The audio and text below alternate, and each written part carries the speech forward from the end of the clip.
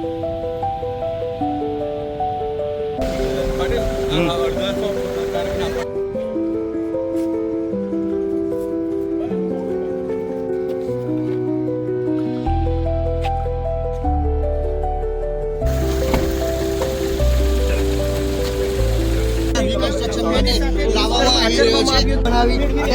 મરણ વચ્ચે ઝોલા ખાધી કરી દીધી છે એ માણસ ભરાયા છે ત્યારે ચોક્કસ જે પ્રકારની આજે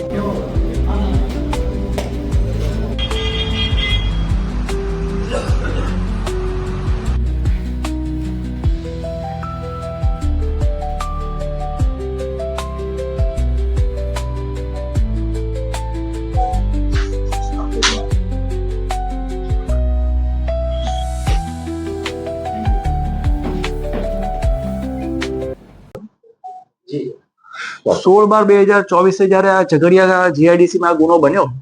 ત્યારે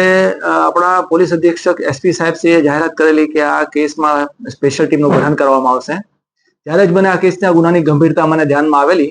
અને મેં સરકારમાં જાહેરાત કરેલી કે આ કેસ હું બિલકુલ વિનામૂલ્યે ફ્રીમાં લડવા માંગુ છું સમાજના અને રાષ્ટ્રના હિતમાં. કેસની કાર્યવાહી દરમિયાન 72 દિવસમાં હાલનો કેસ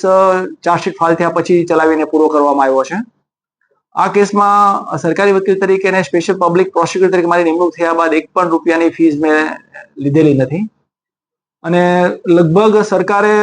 ભોગ બનનાર પીડિતાને બચાવવા માટે 11 થી 12 જેટલી ડોક્ટરની ટીમ કામે લગાવેલી હતી.